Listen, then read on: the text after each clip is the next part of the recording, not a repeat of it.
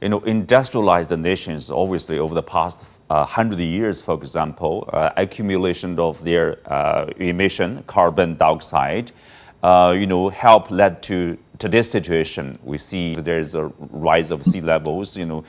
Countries like Seychelles would suffer greatly as a developing country. That's really not the fault of developing countries. But what should the developed countries do in that sense to help? Because their help is basically help everybody. They are helping themselves too. Well, I'll tell you something. The time for talk is over. Now is the time for action. There have been too many promises made. There have been commitments made but never realized. In the past, we've heard of amounts of over 100 billion being put to help island states like ours in mitigating climate change and everything else. But this has not happened.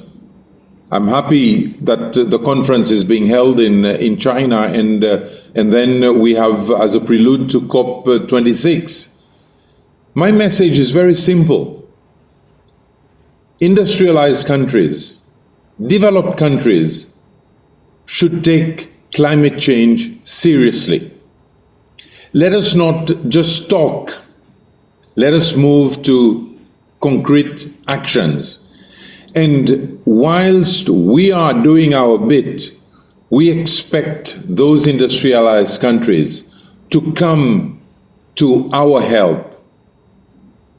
COVID has taught us this again, how vulnerable we are. Our tourism industry was basically on its knees.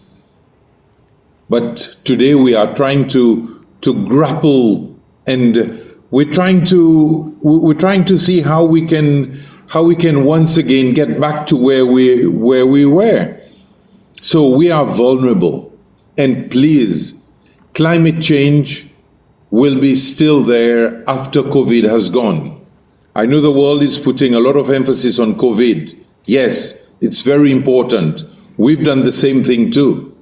But after COVID, climate change remains the biggest threat to our mere survival. So please, let us stop talking. Let us stop making promises. Let us move to concrete action. This is my message to the world, and this is a message from an island boy in the middle of the Indian Ocean. Well, Mr. President, you mentioned about all of this climate change fight. I wonder, what do you think about what do the world should do now to jointly fight climate change? As you speak in the message to the industrialized world, they should fulfill their promise. And what do you think are the factors that somehow leading to the failure to make good their promise, of the funding, for example, for the vulnerable countries? I think it is greed. The world knows exactly what it needs to do. Industrialized nations know what they should, how they should reduce carbon emissions. They know what they should do in order to prevent climate temperature rise. There have been commitments given already, but unfortunately, too often, the industrialized world doesn't show much care. When we continue to import timber, especially expensive timber, rare timber from parts of Africa, when we encourage smuggling, when we continue to give African nations peanuts for their products, but once they reach the industrialized nations, these same products are converted and then resold to Africa for a fortune. All these are elements of which indicate the lack of commitment, the lack of seriousness. And this is why I say it is greed. When European nations, for example, fish all over the world, and this also applies to other industrialized nations, when they overfish, when they break their quotas, simply because we do not have the mechanism for us to keep close track of exactly what is being removed from the oceans or from our forests. When rich people come to Africa, and whilst we are talking of protecting the endangered species, but they find it a hobby for them to come shoot elephants, shoot species, because for them it's a game.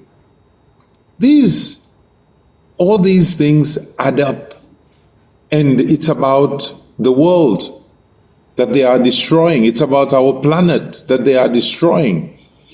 I can tell you, for example, that the European tuna fishing vessels that come to fish in our waters, in the Western Indian Ocean, emit 6 times more carbon dioxide than Seychelles emits. This is just to give you an example. So it's high time that those who are responsible, the rich countries of this world, the industrialized countries, pay heed to what we, the smaller ones, are saying.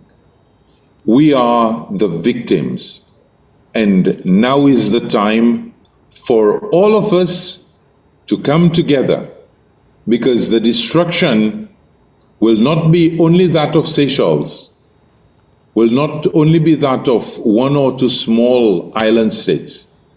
It will be that of a planet Earth, which we all inhabit.